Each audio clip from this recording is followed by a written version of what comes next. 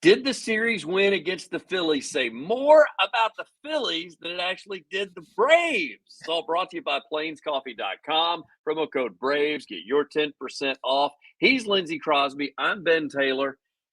Lindsay, if you look at the bad stuff that has happened to Atlanta over the last 6 months, I was going to say week, but you might as well say 6 months. The season, yeah. Yeah, the season. And especially when you start talking about the same opening lineup that started the first series of the year, as we have not seen it since then. Does this say more about the Phillies losing to Atlanta with a third, as you said in Discord, of Atlanta's lineup being DFA'd players that just beat the number one team in the NL East?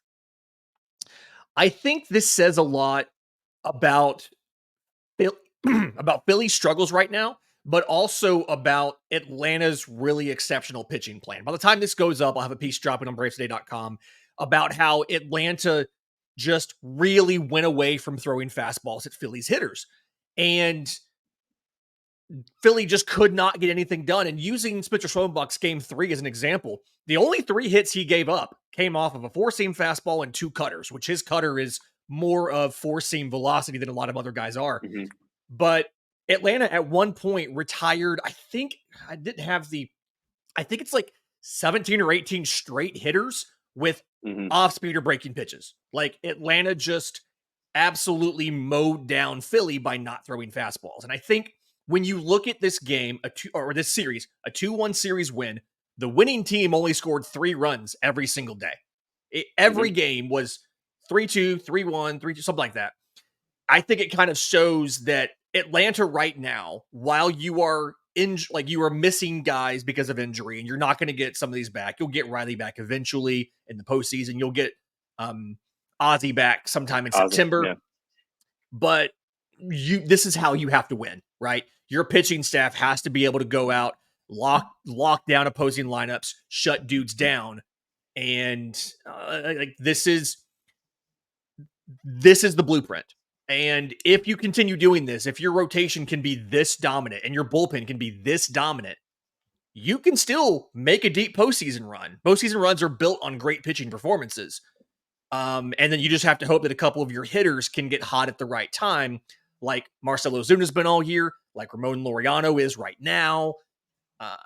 And you just hope you have enough offense to make it happen. But this Phillies series was a blueprint for how Atlanta is going to have to approach the rest of the regular season and October if they get there. See, and the thing is I know that we would like to look at the lack of offensive performance for Atlanta in this Philly series, only scoring 2 runs, 3 runs, that kind of thing at the time. However, this was a pretty darn good staff. We're talking about, a pitcher on the final game of the series that's coming off a complete game, 99 pitch game the game before, as well as we all know what the rest of them are capable of doing with Wheeler and Wheeler as well. And so everybody likes to point the fact there was a lack of offense. And I thought, yeah, but if the pitching stays like it is, the offense will come around to get some of these teams that have lesser pitching than what the Phillies do. So you expect to see a little bit more power, maybe out of Ozuna, maybe out of Olsen. Ozuna still had a hit in the final game of the series, but it seemed like he was over the entire time because we only saw the long ball in the first game of the series. Right. And I will point out that you've played 2 series now in 2 weeks with very, very good pitching matchups. The Giants series, we talked about that on the show last week, about how you faced last year's Cy Young winner, last year's Cy Young runner-up, the top lefty pitching prospect in baseball entering the year, a former Cy Young winner, Robbie Ray, and you went 3 out of 4 in that series. And then this one, you face 2 top-of-the-rotation pitchers in Nolan, Wheeler, and Sanchez, who has been very good, and you went 2-1 in this series. And so even if the offense doesn't come around like what we are expecting it to, based off of what they did last year, and I'll point out that Atlanta still has some of the most home runs in baseball over the last, since the All-Star break or over the last month. It's just there's so many of them are with the bases empty.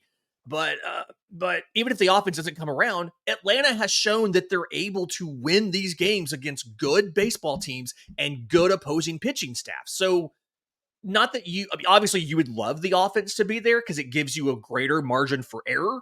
But even if they don't, you can still see how you have a valid proof of concept because you did it against the Giants. You did it against the Phillies. And theoretically, that should be replicable in the postseason against the Phillies again if you face them. Yeah. And again, postseason's a different animal, different environment, different vibes, all that stuff. But the point is, you've done it. It's not just that you did this against Colorado or the White Sox. You did it against Philly. So be confident that even if the offense doesn't come around the way you think it should or the way that we would prefer it to be, this is still a winning formula, just one with a smaller margin for error. And I said this, the pod that I did after game one, I did it late that night. And the reason I did it is because I wanted to let fans know, number one, I think that World Series right now does not need to be part of the vocabulary and a part of the equation. However, if this team with this lineup, Lindsay, makes it to the playoffs, I don't think Atlanta fans understand, because we've all been too spoiled with all those banners and all those numbers that are hanging out up in the outfield, how important of a win that is to be able to make postseason play at all with what's on the field. You said it best, and I'll repeat this again, and you said it to all of us. A third of the lineup has been DFA'd by other teams. We're playing with scrubs right now. We're playing with guys that can't make teams. And they're performing, if not offensively, which they did. Urschela still actually put a run across the plate, but defensively has been almost all-star, in my opinion, defensively. Yeah, we saw 4 double plays in game 2. We saw a double play last night. A lot of them were Urschela to Merrifield to Olsen. 2/3 of those guys, again, DFA'd by their existing teams. And in the case of Gio Urschela, it's not like he got DFA'd by a good team. It was the Detroit Tigers who said, you're not good enough to play for us. But, I mean, like the defense showing up, that obviously ties in with the pitching, right? I mean, that those are connected things. But like I'll point out that a good defense can do the same goal of what your pitching staff is needing to do and keep runs off the board. Trey Turner had been doubled up 4 times in 2024 entering this series. Atlanta got him twice. Atlanta doubled him up on Wednesday and again on Thursday. Gio Urschela traditionally has not been the level of defender that Austin Riley was this season, but so far he's looked pretty decent at the hot corner. He did look better than Weston Wilson looked for the Phillies there on Thursday. And so, like, so that's the best offensive player that Atlanta had was Wilson over was Weston Wilson, yeah. And so, like, it was good enough for you to win, right? And by the time you get into the postseason, you're going to have Ozzie Albies back, which means you'll be able, if you need to, you'll be able to move between Gio Urschela and Whit Merrifield at third base. He has played some third base. You'll have a roster crunch at that point. When Ozzie comes back, you'll have to decide who loses a job, and it kind of feels as of right now, Adam Duvall may be the guy out. We'll see. Although he did get a home run last night and started for the first time in like 10 days. Oh my goodness gracious! Went 3 for 3 with a homer against a lefty. But I mean, the defense is holding up. The defense has been good all season. The defense is holding up. These replacement players in Merrifield and Urschela are doing well. Ramon Laureano is holding his own in the outfield and hitting really well right now. Last 15 days, he's batting .325 with a 1.36 OPS, which is absurd.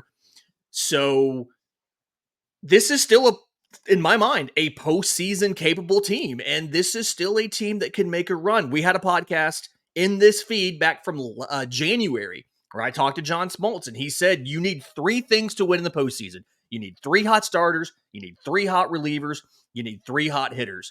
And you can name quite a few hitters right now that you could see getting hot in a postseason series. Look at 2021, how it worked out. Your MVPs of each postseason series was a different guy, where a different guy got hot. Soler got hot in the World Series. Rosario got hot in the NLCS. Jock Peterson got hot in the NLDS. Like, different guy, or wild card, whichever one it was. Guys got hot in every series, and you can see how, let's assume Marcell Ozuna is hitting the entire postseason. You could see how Ramon Laureano could have a big series. You see how Michael Harris could have a big series. You could see Matt Olson coming around and having a big series, or Sean Murphy or Travis d'Arnaud. Like, there's names you can point to and say Jorge Soler could get hot. So I feel like, despite how it feels to a lot of fans, this is still a team that can not only make the postseason, but can still make a run in the postseason. All you have to do is get there. It's a whole different season. And I think last year was the best example of that, with a 5 seed facing a 6 seed in the World Series. It's all brought to you by Plains Coffee. Go to plainscoffee.com. Promo code Braves. Get your 10% off when you head there. Coffees, teas. They don't roast those beans. Of course, teas don't have beans. That's tea leaves. But they don't roast the beans or roast the leaves until you make your order and ship it to your front door. Plainscoffee.com. Promo code Braves. Your 10% off. When I look at this lineup from the Phillies, as far, and let's just go through the final game of the series and talk about even the series in general, how lackluster Schwarber, Turner, Harper were. I have a stat for that. Schwarber. Okay. I have a stat for that. In the series, that trio of Schwarber, Harper, and Turner went 2 for 33 with 14 strikeouts. Wow. Trey Turner did not have a hit. Schwarber had 1. Harper had 1. Harper's 1 hit, cutter, which is a version of a fastball. So back to our point there. Well, and that's the thing I was going to use that performance out of those 3 that are supposed to be the top 3 dogs. Also, Castellanos, by the way, 0 for 4 wore the halo as far as final game of the series was concerned. So you throw his name in that bout as well. And so basically, their top 4 hitters really ineffective the entire week or entire series against the Braves. But I guess my question to you is, Lindsay, can the pitching stay this way? I mean, I know Sale can, because he's proven that he is not going anywhere. Fried seems to be coming around because it's just one of those things where he was kind of up and down. I kind of wonder if he's a little hesitant at times, but he seems to be kind of letting loose a little bit. Schwellenbach, in my opinion, gets better every game. It's like confidence comes in, placement comes in, learns what he can and can't throw instead of blowing people off the plate. As you said, he kind of cut down on the fastballs, realized the scouting report said, hey, they can't hit off speed, so let's throw them off speed. Can this continue with Lopez coming back, Sale, Fried, Schwellenbach, in order to get the Braves where they need to be? Because my trust right now is not in the bats. I mean, I would love to say that Olsen can get hot, but he hasn't proven it. Ozuna has been probably the most solid out of everybody. And then the other guys, as I said, we're playing a third of the lineup's DFA guys. So I don't know. Yeah. I would say I still would take this rotation in a postseason series against Philly. Yeah. Schwellenbach's now done it twice, so it's sustainable. Obviously, they're going to adjust the next time they face him, but both him and Max Fried are what I like to jokingly call kitchen sink guys. They have a legit 5 or 6 pitch arsenal. They can pick and choose what they throw. They can sequence the hell out of you. And then Lopez's fastball, slider, curveball. He adds a curveball in at times. He's the one that, that's the one of the starts that they lost, I think, was the Lopez. No, wait, Lopez was game 1. Anyway, yeah. So, like, you've got a little bit of issues there, but even then, it was good enough for Atlanta to win. And Chris Sale has only faced Philly 1 time this year. His Braves debut was in game 3 of the season. And the way the rotation lines up as of now for who pitches against Washington this week and then Minnesota on the road trip next week, Chris Sale won't face Philly again in the regular season. So when you get to the postseason, assuming you face them in the postseason, you probably have to get through a wild card round. They haven't seen Sale. You've got 2 guys in Fried and Schwellenbach who can adjust what they do. Fried can decide to throw a bunch of sinkers and sliders and cutters and get ground balls. He can go for punch outs with the curveball, whatever it is. And Schwellenbach throws 5 or 6 pitches and, like you said, gets better, it seems, every single outing. And, I feel confident that you still have enough tricks up your sleeve if you have to face Philly for a 5th time this season and being in the postseason after 4 series in the regular season. And what's cool, you win 1 more game, you've won the season series against Philly, which I think that's in the midst of one of their greatest regular seasons in team history. They can't seem to beat the Braves in the series is just a little bit, if I was a Philly fan, embarrassing, honestly. Hey, if you're a Philly fan and you're watching, let us know in the comments if you're embarrassed about the fact that you can't beat this Atlanta Braves roster. Oh, you know what they're going to do? They're going to go back to the postseason of last year and make sure they put up those statistics before it's all said and done. I mean, I'm really excited that they have a beat the Braves in the NLDS ring from last year, because that's the only kind of ring they have. Exactly. I'm looking forward to it. You mentioned Sale. He's gonna lead things off, and he'll take the hill for the Braves against the Nationals to open up that series. You mentioned the Twins, and then of course back to the Phillies in Philly. This is one of those things where you and I have talked about this. I don't like that Major League Baseball has done this. Whenever you face basically the same team in a week span, just because I honestly don't think it's fair to either team. Everybody goes, you're just not saying that because then they see your pitching and then they're going to see them again the next time around. Yeah, the way the rotations work out, I don't think it's fair for either one. And so, I mean, you're seeing the same team inside of basically 8 days. And I don't know that that is fair for the fans, fair for the players, and fair for baseball. But it is what it is. But looking for a decent outing, I think that the Braves need to capitalize off this and at least take 2 or 3 from Washington in Truist. Yeah, I like the matchups.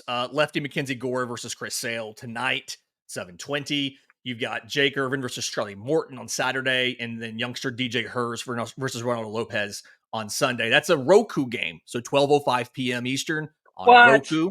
That's a Roku game on Sunday. I think you need to win 2 out of 3 here, and that's partially because of one, the quality of Washington after moving some guys out. They traded Lane Thomas at the deadline, things like that, but also just where you are in the season. You have to hold on to that 3rd wildcard spot, and you really can't afford to drop a series between now and the end of the season. So you need to win this one. You need to win the Twins series, 2 out of 3 there. And then your rotation for Philly will be Morton, Lopez, Fried, and Schwellenbach if there's no shenanigans on moving guys around. Right.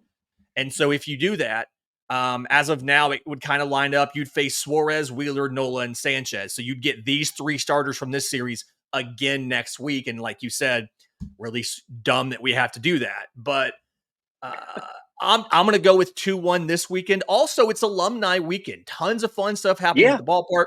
We have an article came out on Braves Today on Friday morning all about alumni weekend activities, including a really cool Greg Maddux documentary that premieres Sunday night on MLB Network. You can watch it early on Sunday afternoon after that game in the Battery.